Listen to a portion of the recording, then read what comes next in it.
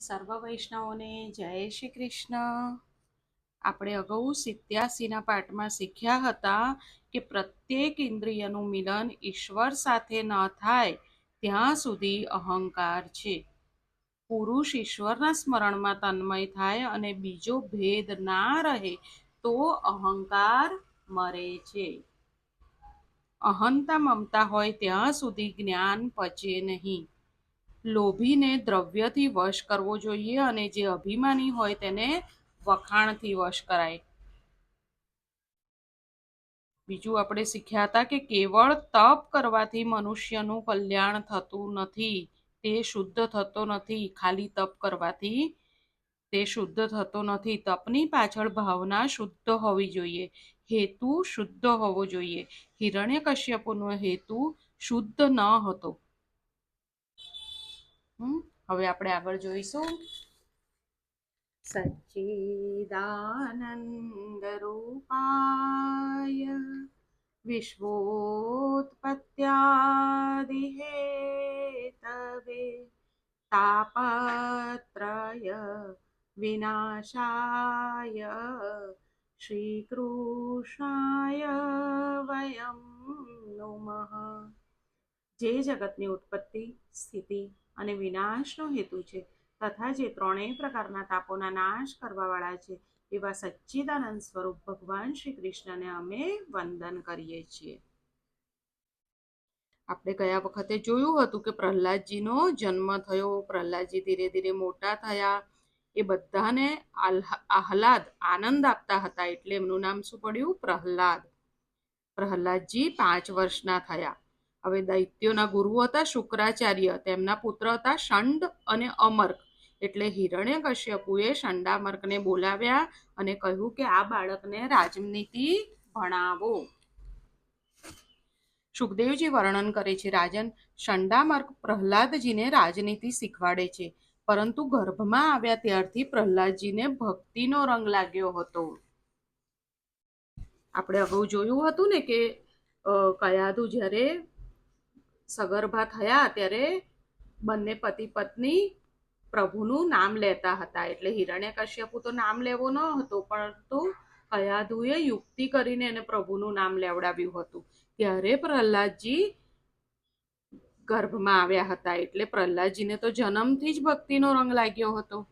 પ્રહલાદને ભગવાન વાસુદેવ ઉપર સ્વાભાવિક રીતે પ્રીતિ હતી. શ્રી કૃષ્ણના અનુગ્રહ રૂપ ગ્રહે તેના હૃદયને એવું ખેંચી લીધું હતું કે જગતની સુધબૂધ તેને રહેતી જ ન હતી. ભક્તિનો રંગ જલ્દી લાગતો નથી. શું કીધું? ભક્તિનો રંગ જલ્દી લાગતો નથી અને લાગી જાય પછી તેને સંસારની પ્રવૃત્તિ ગમતી નથી. મીરાબાઈએ કહ્યું છે, મારા કૃષ્ણનો રંગ કાળો છે, કાળા રંગ ઉપર કોઈ બીજો રંગ લાગતો નથી. પ્રભુ તો શ્યામ રંગના છે ને, અને શ્યામ ઉપર કોઈ બીજો રંગ લાગતો નથી. પ્રહલાદજીને જન્મથી ભક્તિનો રંગ લાગ્યો હતો. ગુરુ જે ભણાવે તે સાંભળે છે, પરંતુ રાજનીતિનું ચિંતન કરતા નથી. સાચા જ્ઞાની ભક્તનું લક્ષણ છે. દેહ ભાન હોય ત્યાં સુધી વ્યવહારમાં ભૂલ કરતા નથી. ગુરુજીએ વિચાર કર્યો, આ છોકરો તો ડાહ્યો છે, તેની કેળવણી જોઈ તેના પિતા કાંઈક ઇનામ આપશે. શંડામર્ક પ્રહલાદને દરબારમાં લઈ આવે છે. પ્રહલાદજી પિતાજીને પ્રણામ કરે છે. હિરણ્યકશ્યપુએ બાળકને ઉઠાવીને ગોદમાં લીધો છે, પ્રેમ કર્યો છે. હિરણ્યકશ્યપુ પૂછે છે, બેટા, ગુરુજીને ઘરે ભણવા ગયો હતો, તને ગઈકાલનો પાઠ યાદ આવે છે? તને જે ઉત્તમમાં ઉત્તમ પાઠ લાગે તે તું બોલ. પ્રહલાદજીએ વિચાર્યું કે પિતાજી ઉત્તમમાં ઉત્તમ પાઠ પૂછે છે. ગુરુજીએ તો મારફાડની વિદ્યા શીખવાડી છે, તો કેવી રીતે બોલાય? પ્રહલાદજી સુંદર બોલ્યા છે અને પ્રહલાદજી પિતાજીને એક શ્લોક કહે છે. તેનો અર્થ છે કે આપણા અધોપતનનું મૂળ કારણ અંધારા કુવા સમાન ઘર છે. આપણા અધોપતનનું મૂળ કારણ અંધારા કુવા સમાન આ ઘર છે. પ્રાણીઓને માટે એ જ શ્રેયસ્કર છે કે જે આ ઘરને છોડીને વનમાં જાય છે અને ભગવાન શ્રી હરિનું શરણ ગ્રહણ કરે છે. પિતાજી, અનેક જન્મોના અનુભવ ઉપરથી કહું છું આ જીવ અનેક વાર સ્ત્રી પુરુષ પશુ પક્ષી બન્યો છે. હજારો જન્મથી પ્રભુથી વિખૂટો પડેલો, હજારો જન્મોથી તે લૌકિક સુખ ભોગવે છે, છતાં તેને તૃપ્તિ થઈ નથી.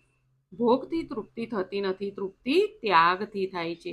સંસાર એ દુઃખનો દરિયો છે. પ્રત્યેક જીવ દુઃખી છે. પાપ પુણ્ય સમાન બને છે ત્યારે મનુષ્ય શરીર મળે છે. પાપ ભોગવવું પડે છે તેમ પુણ્ય પણ ભોગવવું જ પડે છે. સંસાર ક્ષણે ક્ષણે બદલે છે. પિતાજી, મારા અનેક જન્મો થયા છે. હું મારા અનુભવ ઉપરથી કહું છું કે સ્વાર્થ અને કપટ સિવાય સંસારમાં બીજું કાંઈ નથી. તેમ છતાં જીવને વિવેક નથી. જીવ ઉપર નિસ્વાર્થ પ્રેમ કરનાર એક પરમાત્મા જ છે. બાકી સંસારમાં સ્વાર્થ અને કપટનો સંબંધ છે. સંસારમાં કપટ કરવું જ પડે છે. જ્યાં કોઈ વાસના હોય ત્યાં છલ કપટ કર્યા વગર ચાલતું ઘણે ભાગે ચાલતું નથી. પતિ પત્નીના પ્રેમમાં પણ સ્વાર્થ અને કપટ હોય છે. જીવ કેવો સ્વાર્થી અને કપટી છે. છલ કપટ બહુ વધ્યું છે. અમને એક બહેન મળેલા, તેમની સાસુએ તેને કહ્યું હતું, 3 છોકરીઓ થઈ, હવે આ વખતે છોકરી થશે તો તેને ગમે તેમ કરીને ઘરમાંથી કઢાવી મૂકીશ. છોકરો આવે કે છોકરી આવે એ બહેનના હાથની વાત તો નથી. પુત્ર તો એક જ કુળને તારે છે, પણ જો પુત્રી લાયક હોય તો પિતાનું અને પતિનું બંને કુળ તારે છે. કન્યા ઉભય કુળને દીપાવે છે. ન કરે નારાયણ, પણ પત્ની માંદી પડે તો 4-5 હજાર ખર્ચ કરશે, 2-4 વર્ષ રાહ જોશે, અને જો સારી ના થાય તો ઠાકોરજીની માનતા માનશે કે આનું કંઈક થઈ જાય તો સારું. કંઈક થઈ જાય એટલે સમજ્યા ને? મરી જાય તો સારું. તે વિચારે છે કે મારી ઉંમર પણ વધારે નથી, ધંધો સારો ચાલે છે, બીજી મળી રહેશે. મૂર્ખાને બોલવામાં વિવેક નથી. પતિ પત્નીના પ્રેમમાં કપટ છે. પત્ની સુખ આપે તો પતિ પ્રેમ કરે. પત્ની ત્રાસ આપે, સુખ આપતી બંધ થાય તો પતિ ઈચ્છશે કે આનું કંઈક થઈ જાય તો સારું. પતિ દુઃખ આપે તો પણ પત્ની ઈચ્છે છે કે અગર પતિ દુઃખ આપે તો પત્ની પણ એવું જ ઈચ્છે છે. સુર સુર નર મુનિ સબકી હરીતિ, સ્વાર્થ લાગી સબહી કર પ્રીતિ. પત્ની સુખ આપે છે એટલે પતિ તેને ચાહે છે. પત્ની છે તેટલા માટે જ કાંઈ પતિ તેને ચાહતો નથી. પત્ની સુખ આપતી બંધ થઈ જાય તો તેના ઉપર તિરસ્કાર છૂટશે. જગતમાં સ્વાર્થ અને કપટ સિવાય બીજું કાંઈ નથી. આ ઉપર ઋષિ યજ્ઞવલ્ક્ય અને મૈત્રેય વચ્ચે સુંદર સંવાદ થયો હતો. હવે જે ઋષિ યજ્ઞવલ્ક્ય હતા અને મૈત્રેય, એ બે વચ્ચે શું વાતચીત થઈ હતી આના માટે એ આપણે સાંભળીએ. યાજ્ઞવલ્ક્ય ઋષિએ સંન્યાસ ગ્રહણ કરવા નિશ્ચય કર્યો. તેથી પોતાની બંને પત્નીઓ મૈત્રેયી અને કાત્યાયનીને બોલાવીને કહ્યું કે મારે હવે સંન્યાસ લેવો છે. તમારી વચ્ચે ઝઘડો ન થાય એટલે સર્વ સંપત્તિ તમને બંનેને સરખે ભાગે વહેંચી આપું. મૈત્રેયી બ્રહ્મવાદિની હતી. તેણે પૂછ્યું, આ ધનથી હું મોક્ષ પામી શકીશ? હું અમર થઈ શકીશ? યાજ્ઞવલ્ક્ય કહે, ધનથી કઈ મોક્ષ થોડો મળે. ધનથી બીજા ભોગ પદાર્થો મળે એટલે તમે આનંદથી જીવી શકો. તો મૈત્રી, જે યાજ્ઞવલ્ક્યની એક પત્ની મૈત્રેયી હતી, એમણે કીધું કે જે ધનથી મોક્ષ ન મળે તેને મારે શું કરવું છે, તમે સગળું ધન કાત્યાયનીને આપી દો. મૈત્રેયને જિજ્ઞાસુ જાણીને યાજ્ઞવલ્ક્યએ તેને બ્રહ્મ વિદ્યાનો ઉપદેશ આપ્યો. મોક્ષના સાધન કયા? યાજ્ઞવલ્ક્ય કહે, હે મૈત્રેયી, ઘર, પુત્ર, સ્ત્રી આદિ જે પ્રિય લાગે છે તે પોતાના સુખના માટે પ્રિય લાગે છે. પ્રિયમાં પ્રિય તો આત્મા જ છે. પતિના ઉપર સ્ત્રીનો અધિક પ્રેમ હોય છે. પતિના ઉપર સ્ત્રીનો અધિક પ્રેમ હોય છે. તે પતિની કામનાઓ પૂર્ણ કરવા માટે નહીં, પણ પોતાની કામનાઓ પૂર્ણ કરવા માટે છે. પતિને સ્ત્રી અધિક પ્રિય લાગે છે, પણ તે પણ પત્નીની કામનાઓ પૂર્ણ કરવા માટે નહીં, પણ તે પોતાની કામનાઓ પૂર્ણ કરવા માટે જ. એટલે બંનેને કેમ એકબીજા પ્રિય લાગે છે? કારણ કે પોતાની કામનાઓ પૂર્ણ થાય. માતા પિતાનો પુત્ર ઉપર અધિક પ્રેમ હોય છે. તે પણ પુત્ર માટે નહીં, પોતાના માટે જ. પત્ની પતિને ચાહે છે કારણ કે પતિ તેનું ભરણ પોષણ કરે છે. પતિ હશે તો ભરણ પોષણ કરશે એ આશાએ પત્ની પતિને ચાહે છે, નહીં કે પોતાનો પતિ છે ખાલી એટલા માટે. પતિ પત્નીને ચાહે છે કારણ કે પત્ની તેની ઈચ્છાઓ પૂર્ણ કરે છે, નહીં કે ફક્ત પત્ની છે એટલા માટે જ. માતા પિતા પુત્રને ચાહે છે કારણ કે તેઓને આશા હોય છે કે પુત્ર મોટા થઈને તેઓનું ભરણ પોષણ કરશે, પાળશે. નહીં કે તે ખાલી પુત્ર છે એટલા માટે. મનુષ્ય મનુષ્ય સાથે પ્રેમ કરતો નથી, સ્વાર્થ સાથે પ્રેમ કરે છે. મનુષ્ય મનુષ્ય સાથે પ્રેમ કરતો નથી, સ્વાર્થ સાથે પ્રેમ કરે છે. પ્રહલાદજીએ કહ્યું, હવે પ્રહલાદજી પિતાજીને આ બધું કહી રહ્યા છે ને. પ્રહલાદજીએ શું કીધું? અનેક જન્મોના અનુભવથી કહું છું કે સંસારમાં સાચી શાંતિ કોઈને નથી. ઘરમાં ભજન બરાબર થતું નથી. ઘર નહીં, વનમાં જઈને ભજન કરવાનું છે. મારે એકાંતમાં જઈ ભજન કરવું છે. એકાંતમાં બેસી નારાયણનું આરાધન કરવું છે. સમાજ સુધારવાની ભાવના સારી છે, પણ તેની પાછળ અહંકાર આવે છે.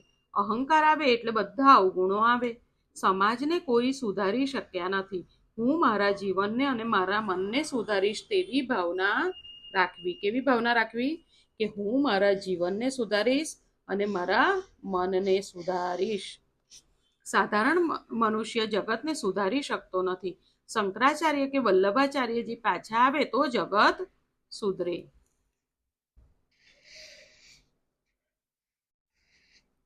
આ સાંભળી હિરણ્યકશ્યપુને તો ક્રોધ આવી ગયો. શંડામર્કને ઠપકો આપ્યો કે તમે મારા બાળકને આવું શું શીખવાડ્યું છે? આવું કેવું શિક્ષણ આપ્યું છે? શંડામર્ક કહે, અમે કોઈ દિવસ આવો પાઠ આપ્યો નથી. હિરણ્યકશ્યપુએ કહ્યું, જુઓ, દેવો મારાથી ગભરાય છે. તેઓ સૂક્ષ્મ રૂપ ધારણ કરીને વિષ્ણુનો પ્રચાર કરે છે, માટે તમે સાવચેતી રાખો. શંડામર્કે પ્રહલાદને કહ્યું કે અમે આવું શીખવાડ્યું નથી, તો બાપુ આગળ તમે આવું કેમ બોલ્યા? પ્રહલાદજી કહે છે કે ગુરુજી, કોઈના કહેવાથી આ જીવ ભક્તિ કરતો નથી કે પરમાત્માના માર્ગે વળતો નથી. સંત કૃપા વિના, સત્સંગ વિના ભક્તિનો રંગ લાગતો નથી. પ્રભુ કૃપા કરે તો જ ભક્તિનો રંગ લાગે છે. પ્રભુ કૃપા કરે તો આપણને સત્સંગ મળે, આપણને સંતની કૃપા થાય અને પ્રભુ કૃપા કરે તો જ ભક્તિનો રંગ લાગે છે.